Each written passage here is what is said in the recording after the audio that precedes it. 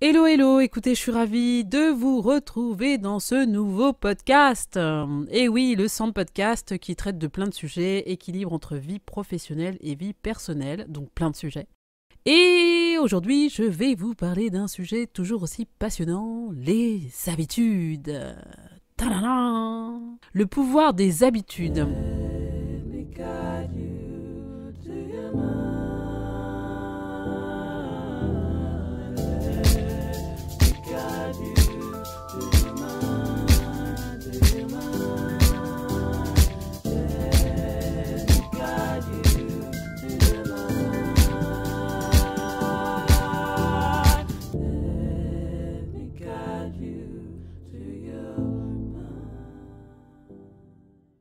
Il y a plusieurs ouvrages qui ont été faits par de talentueux hommes qui ont écrit ces ouvrages qui sont vendus d'ailleurs à plusieurs millions d'exemplaires dans le monde. Il y en a un qui a été écrit par Stephen Covey qui s'appelle « Les 7 habitudes des gens qui réussissent tout ce qu'ils entreprennent ». Donc voilà, ça c'est pour moi un des livres références, un des livres phares. Et l'autre c'est « Le pouvoir des habitudes » qui a été écrit par Charles Duhigg. Alors ça c'est un des premiers livres que j'ai lu, enfin que j'ai écouté d'ailleurs en audiobook parce que j'étais pas du tout dans le game, je connaissais pas les audiobooks d'ailleurs. Et ça fait partie des premiers livres que j'ai écoutés sur Audible pour ne pas le citer. Franchement, ça a changé ma vie. Ça a radicalement changé ma vie parce que je me ne rendais pas compte à quel point le fait d'avoir des habitudes, donc des rituels de répétition, quotidiens, hebdomadaires, mensuels, enfin, ces moments où vous décidez d'être aligné le plus possible avec vous-même parce que vous avez créé des habitudes. Donc, c'est un vaste sujet. Ce qu'on va faire, c'est que je vais, plutôt que vous décortiquer les livres qui ont été déjà décortiqués par 10 milliards de personnes, je vais vous parler, moi, des habitudes que je pense qui fonctionnent bien et que je mets au quotidien dans ma vie et qui ont changé radicalement ma vie. Donc, on va commencer par la première habitude qui est le sport. Alors, le sport, comment vous dire, mon rapport avec le sport était très complexe. Et en même temps, j'adorais jouer au hand quand j'étais plus jeune. Genre, c'était mon sport préféré. J'adorais jouer au hand. Et en même temps, en vieillissant, en tout cas en avançant dans l'âge, je sais pas pourquoi, j'ai créé une distance entre le sport et moi. Non, mais à un moment donné, j'allais quand même vachement à la salle de sport quand même, avant d'avoir des enfants. En vrai, tout s'est arrêté dès que j'ai eu des enfants. J'ai accouché de mon fils, donc du coup, j'ai pu pratiquer de sport du tout quasiment pendant 3 ans, enfin très très peu, rarement. Et à partir de quand j'ai eu mes filles, donc mes jumelles, 3 mois après, ouais, l'accouchement. Donc je ne conseille pas à tout le monde de faire ça, ce n'est pas une bonne idée, parce que vous devez laisser votre corps reprendre sa forme de base, alors peut-être pas de base, mais en tout cas laisser vos organes reprendre leur place, parce qu'ils ont été bougés quand même pendant la grossesse, bon on va pas rentrer dans les détails, mais tout ça pour dire que prenez le temps pour la reprise du sport, d'ailleurs consultez votre médecin avant, c'est peut-être mieux. Mais j'ai commencé la course à pied, et là c'est le drame. La première course à pied que j'ai faite, j'ai cru que j'allais mourir, c'était horrible. Bon, voilà, maintenant, c'était il y a 6 ans, hein, donc maintenant je cours 4 fois par semaine, comme si c'était un truc genre normal. Il y a toujours ce moment quand même quand on se lève pour aller courir, où on décide d'aller courir, où on a dit « Ah non, la flemme, on n'y va pas ». Et en fait, quand vous revenez de votre course, vous dites « Heureusement que vous y êtes allé ». Parce que moi, c'est un moment de méditation intérieure très profond, dans lequel j'ai des épiphanies, souvent même. Vous savez, ce moment où vous avez une réflexion sur un sujet, et puis d'un coup, pouf, ça vient. Donc le sport est un moment de méditation intense, de paix et de sérénité avec moi-même. Et en fait, je cours. Là, en ce moment, je fais 4 km des brouettes par jour. Alors, par jour, je fais ça 4 jours par semaine. Parce que l'idée, c'est pas non plus d'exagérer. Enfin, voilà, j'ai 3 jours où je ne fais pas du tout de sport. Ça me permet d'avoir un mindset, parce qu'il y a des bienfaits quand même à faire ça. Ça me permet d'avoir un mindset bien particulier. Alors, comme je suis entrepreneur, que je travaille beaucoup et que le travail représente au moins 12 heures de ma journée, j'ai besoin de pouvoir aérer mon cerveau. Je pense que ça joue aussi sur ma capacité à réceptionner les infos, à les redispatcher, à être beaucoup plus efficace dans mon rôle de CEO et donc de hub un peu de l'information, un peu comme Charles de Gaulle avec tous les avions qui atterrissent et puis qui doivent repartir avec des passagers. Moi, c'est un peu ça. Les gens viennent récupérer de l'info et puis ils repartent avec cette info pour la transformer, la modifier, la travailler, bref. Donc tout ça pour dire que le sport est fondamental. Alors la course à pied n'est pas forcément le meilleur sport, hein, parce que vous créez des impacts quand même sur votre corps, donc même si j'ai des baskets avec des semelles et blablabli, trucs bidou chouette, je vous conseille d'aller quand même sur d'autres sports. La natation c'est très très bien, c'est un des sports les plus complets et qui vous permet d'avoir le moins de choc sur votre corps. Mais il y a plein d'autres choses, il y a le yoga qui est hyper bien aussi. Ça, j'aspire à en faire au moins 1 voire 2 fois par semaine. Je vais peut-être d'ailleurs commencer ce week-end, ce serait vachement bien. Voilà, il y a plein d'autres sports. L'idée, c'est de jouer un peu sur le cardio, d'habituer votre cœur. Votre cœur est un muscle, donc de lui donner une forme de tonicité, voilà, qui soit tonique et donc qui permette de faire circuler votre sang dans votre corps, de l'oxygéner au maximum, vous vous sentir en bonne santé en fait, hein, vraiment. Donc le rapport au sport pour moi est devenu obsessionnel. Non, je plaisante, mais c'est vraiment une habitude ancrée, quoi. Quand je réfléchis à ma semaine, je réfléchis premièrement à mes moments où je vais pouvoir mettre des périodes de sport. Donc en ce moment, c'est tous les matins. En tout cas, lundi, mardi, jeudi, vendredi. Ou quand il y a des jours fériés, j'ai un jour en moins parce que j'essaie de ne pas en faire le week-end. Donc je fais lundi, mardi, mercredi, jeudi. Enfin bref, 4 jours d'affilée. Je ne vais pas raconter ma vie. Donc voilà, pratiquer une activité sportive régulière. Ça, c'est le truc que je peux vous dire. Ensuite, habitude émotionnelle. Là, c'est plutôt... Les deux choses que je fais, c'est le self-love et la reconnaissance. Je fais une petite dédicace à Valérie, parce que je me foutais d'elle quand elle disait « Oui, faisons le jeu de la reconnaissance. Alors, je suis reconnaissant d'avoir... » Et je trouvais ça complètement débile. Sauf que, en fait, comme tout, j'ai fait des recherches, puis à un moment donné, un jour, je tombe sur la reconnaissance, je me rends compte des bienfaits de la reconnaissance, et je me dis, bon, ma sœur n'était pas si débile que ça, donc c'est peut-être moi qui étais débile d'ailleurs, et du fait de pouvoir juste être reconnaissant de la vie qu'on a, des instants qu'on partage, de la chance qu'on peut avoir aussi sur plein de points, en fait. Parce qu'on a toujours tendance à voir les choses négatives qu'on a dans sa vie et pas forcément les choses positives. Donc le jeu de reconnaissance, moi j'aime bien le faire après une séance de sport. Je me dis, voilà, je suis reconnaissant de ça, je suis reconnaissant de ça, ça sort beaucoup plus facilement. Puis après, au fur et à mesure, vous habituez votre cerveau à être dans la reconnaissance. Puis après, un jour, ça s'imprègne dans votre façon de fonctionner. Et du coup, vous êtes beaucoup plus détendu, en fait. Vous prenez beaucoup plus de distance par rapport à des choses sur lesquelles vous seriez énervé avant. Et sinon, le self-love, c'est se dire qu'on s'aime. Comment je dis ça d'ailleurs? Je sais pas, je suis amoureuse de moi-même, je dis pas ça, mais je dis je suis reconnaissant d'être une bonne personne, je m'aime pour ce que je suis, je m'aime pour la façon dont j'élève mes enfants, l'amour que je leur donne, je m'aime parce que je suis dans le care et j'essaie de faire attention aux autres, même si je suis pas dans la perfection et c'est pas le but de toute façon parce que personne n'est parfait, mais j'ai quand même ce sentiment de care qui vient quand même très souvent, et moi ça me fait plaisir de m'aimer pour ça. Je m'aime parce que je prends du temps pour moi, je m'aime parce que je me masse le corps et je me fais de l'automassage d'ailleurs de plus en plus. Bref, je m'aime et j'accepte qui je suis dans son intégralité avec ses bonnes choses comme ses moins bonnes choses. On dirait dans Star Wars, donc il y a la lumière et il y a la force obscure. Et bien dans chaque être humain, il y a la lumière et la force obscure et j'apprends à juste accepter les deux. Aussi bien la lumière que j'ai eu du mal à accepter, que j'ai toujours du mal à accepter d'ailleurs, donc être une lumière pour moi-même et m'alimenter de ça et être dans la joie et dans le bonheur et waouh, c'est super. Et en même temps, ma partie obscure, en fait, toutes les merdes que je peux faire, tous les trucs pas sympas que j'ai fait à des gens, les moments où je m'emporte et alors que j'aurais dû me taire, voilà. Donc acceptez ces deux parties de votre être, acceptez-les juste quoi en fait. Alors l'autre habitude qui je pense importante, c'est le moment spirituel. La présence de la spiritualité dans votre vie. Alors vous faites comme vous voulez. Vous croyez en ce que vous voulez.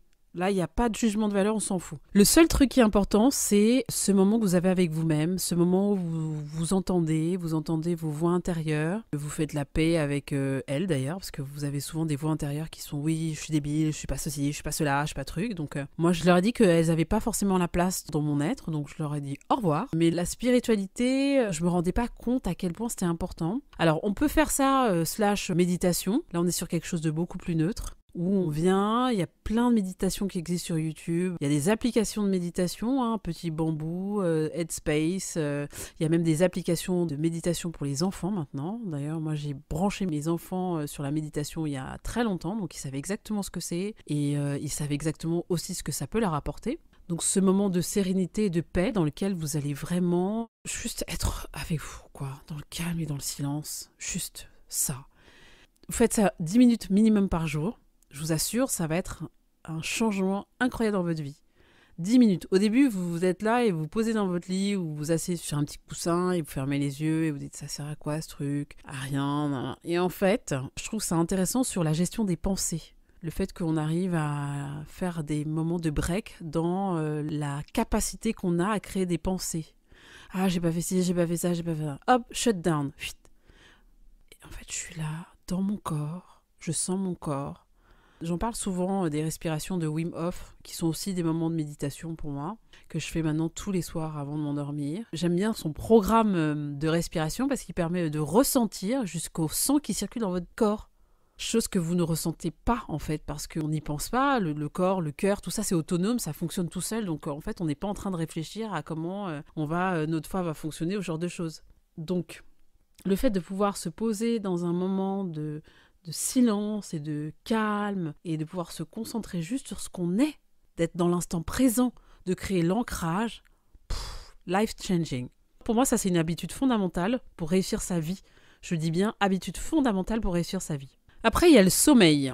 Alors, j'étais une extrême mauvaise élève il y a encore 6 ans. Ouais, un peu plus de 6 ans.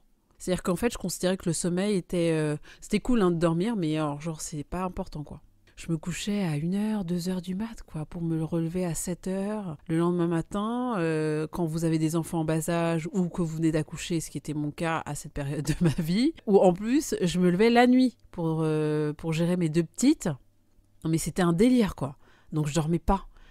J'ai accumulé un nombre d'heures de non-sommeil pendant ces 3 premières années de vie de mes filles qui était hallucinant. Je sais même pas comment on fait pour tenir en fait, c'est juste... C'est ça qui fait péter les plombs, c'est ça qui fait qu'à un moment donné on est complètement... Enfin ça rend fou de pas dormir, ça rend vraiment fou. Donc s'il y a bien une habitude que je vous conseille de mettre en place, c'est d'avoir des bonnes nuits de sommeil. Définissez le nombre d'heures de sommeil que vous pensez être à la hauteur de ce dont vous avez besoin, parce que en fait chacun a sa façon d'appréhender le nombre d'heures de sommeil, il n'y a pas de vérité absolue, il n'y a pas de cadre. Et il y a des gens qui disent qu'ils dorment 5 heures et ça leur suffit largement. Moi je serais incapable de faire ça, moi 5 heures je suis dézinguée. Il faut que je dorme au moins 7 heures et 8 heures c'est très bien. J'aligne les 8 heures toutes les nuits là en ce moment et c'est vraiment cool quoi, je me sens vraiment bien, j'arrive à tenir toute une journée, j'ai pas des gros coups de barre, voilà. Donc moi mon rythme c'est 8 heures par nuit. Et après... il y a une appli qui est sympa, c'est une start-up qui s'appelle Dream.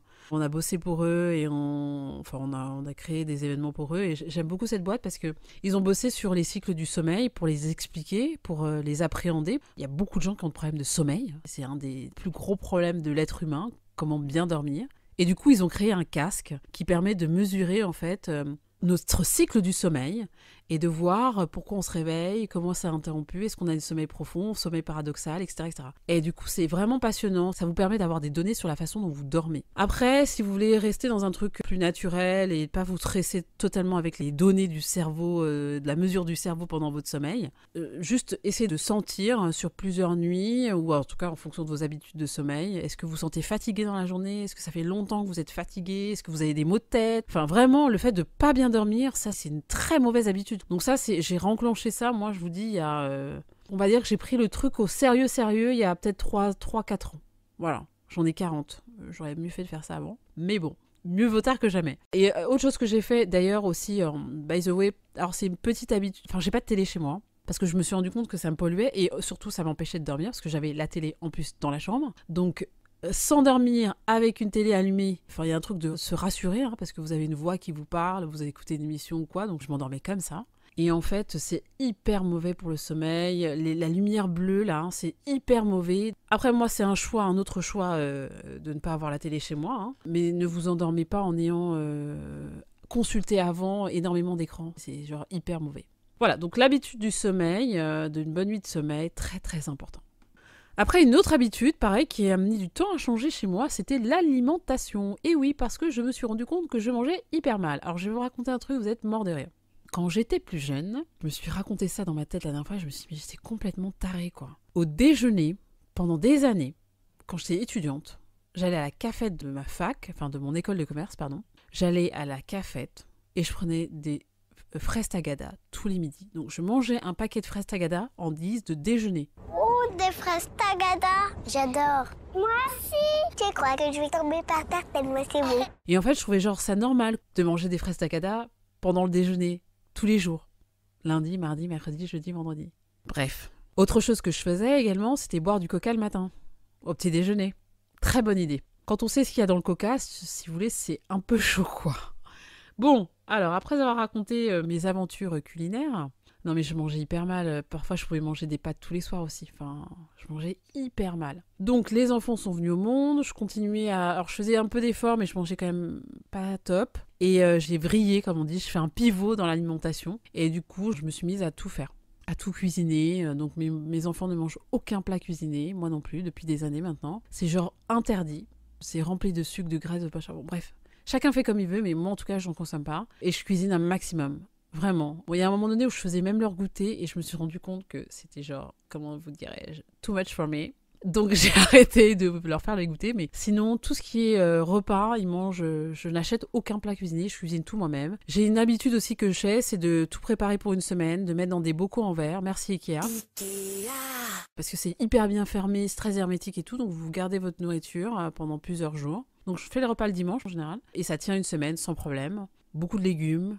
Non mais en fait, depuis que j'ai changé mon alimentation, et surtout que depuis que j'ai vu une hydrothérapeute qui m'a lavé le côlon, eh bien ça m'a aidé aussi à modifier mon alimentation et à avoir un vrai regard un peu plus objectif, à bien ressentir aussi que quand j'avais un truc en fait je supportais pas, par exemple je supporte plus les yaourts, je supporte plus toutes ces brioches là avec plein de farine, de blé, tout ça. C'est compliqué. Bon, bref. Mais voilà, j'ai une alimentation aujourd'hui qui correspond à ce que mon organisme a besoin de recevoir. Alors, pas tout, hein, parce que je suis pas encore allée totalement geeker sur le sujet. Je pense que j'ai encore plein d'efforts à faire. Mais je ne mange plus des trucs que je ne tolère pas, en fait. C'est juste pas possible. L'alimentation, c'est bien aussi parce que, en fait, vous êtes en meilleure santé, vous sentez mieux dans votre corps, vous dormez mieux. Quand je mange du sucre toute la journée du sucre, en fait, le soir, je suis complètement surexcitée, je dors pas, en fait, je dors très mal.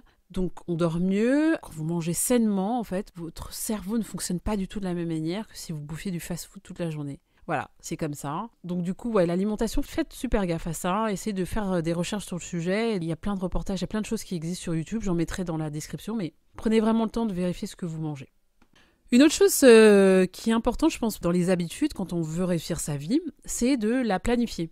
Alors, il y a certaines personnes qui disent « Quoi, planifier ? Franchement, il n'y aura plus de spontanéité, c'est quoi ce truc, etc. » Mais en fait, il y a des tâches que vous répétez. Là, je parlais de faire à manger tout à l'heure. C'est une tâche répétitive. Moi, je la planifie. Le maximum de choses que je peux planifier et qui sont pas vraiment des moments de fun absolu. Bon, j'aime bien cuisiner par contre. Pareil, c'est un moment de méditation intérieure profond. Mais sinon, faire les lessives, tout ça, c'est chiant. Donc, en fait, toutes ces tâches répétitives, vous les programmez, vous les structurez de telle manière que ça vous pollue le moins possible. Il y a une méthode qui s'appelle Get Things Done, donc la méthode GTD. Cette méthode explique que si vous voulez mieux organiser votre temps, vous faites une liste de vos tâches et vous les organisez des plus importantes aux moins importantes. Des celles qui sont les plus faciles à faire, les plus rapides à faire, faites-les tout de suite. Celles qui prennent un peu plus de temps, vous les coupez peut-être en petites tâches, en sous-tâches, pour pas que ce soit trop painful. Voilà, donc ça, on utilise cette méthode, c'est vrai, dans le travail, mais j'aime bien l'utiliser aussi dans finalement de la gestion du quotidien. N'hésitez pas à planifier vos tâches, n'hésitez pas à planifier tout un tas de choses que vous aimeriez faire aussi.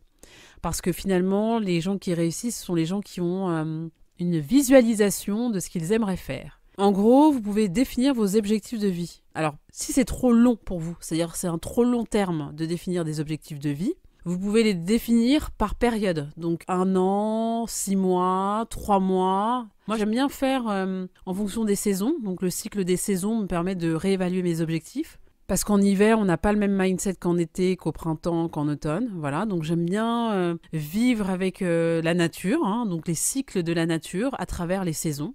Et du coup, je fais ce qu'on appelle un vision board. Donc là, le vision board, ça c'est une des particularités coaching d'une de mes sœurs, Liliane, qui vous propose, de vous apprendre à réaliser un vision board. Donc le vision board, généralement, moi j'aime bien le faire sur une année. Vous le faites quelques temps avant que la nouvelle année commence. Et vous faites des révisions, du coup, comme je disais tout à l'heure, en fonction des saisons. Alors, le vision board, c'est matérialiser sous forme d'image vos projets de vie.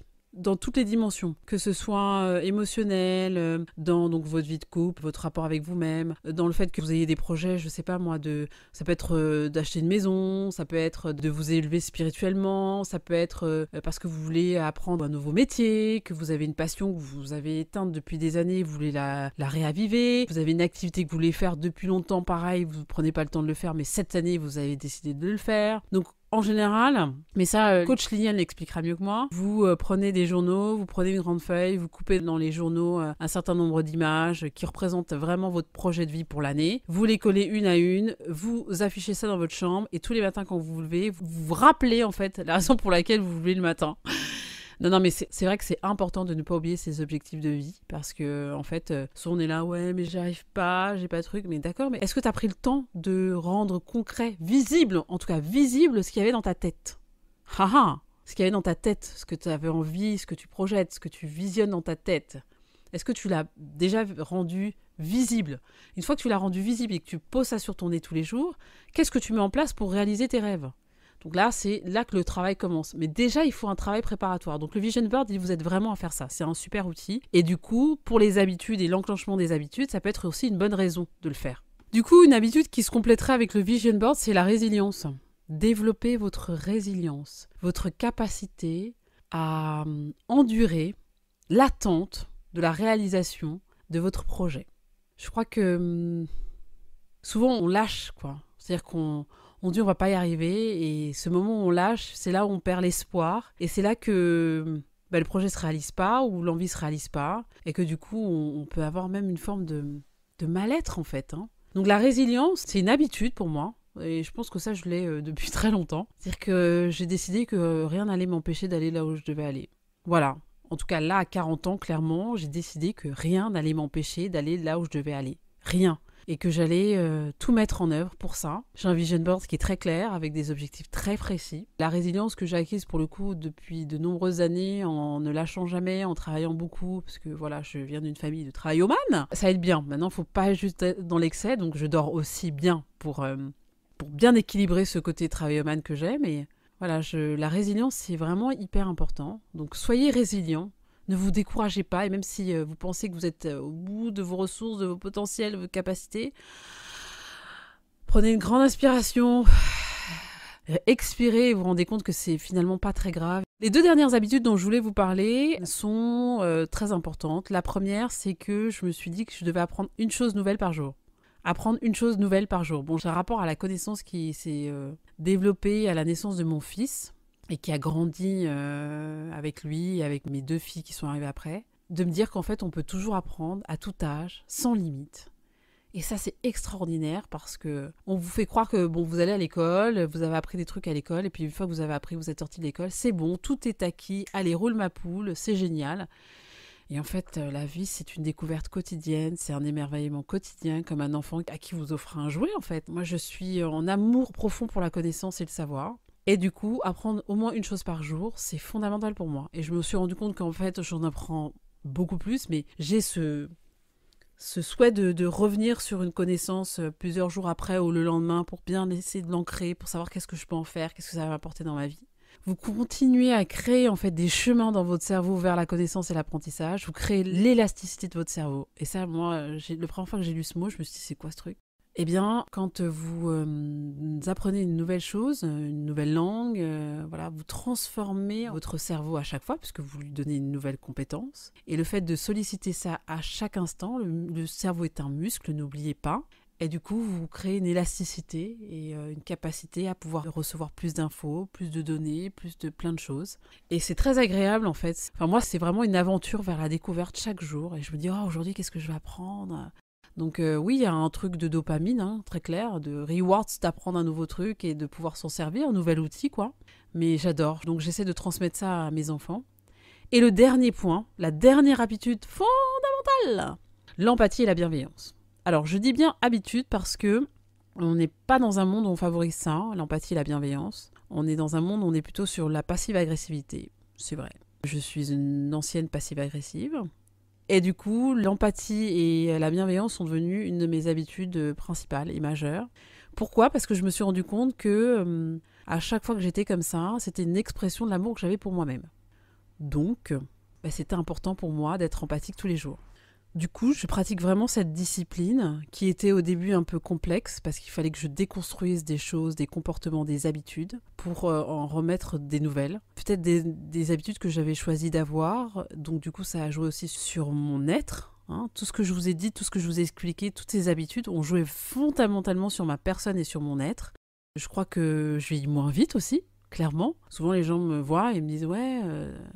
Enfin, ils savent pas trop quel âge j'ai, mais indépendamment de ça, quand je leur dis que j'ai 3 gosses, ah bon ?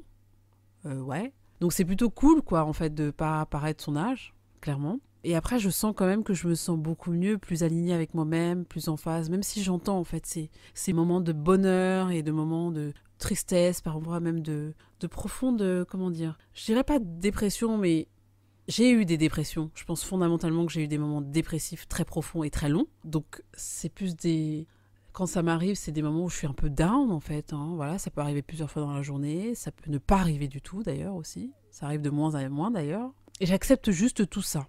J'accepte juste ce que je suis en fait. J'essaie de plus trop lutter. Oui, mes trucs, oui, mes machins. Oui, il faut être ceci, il faut être cela. Si ça me plaît pas, si c'est pas bien pour moi, je le dis. Donc voilà, j'espère que ce podcast sur les habitudes vous aura plu.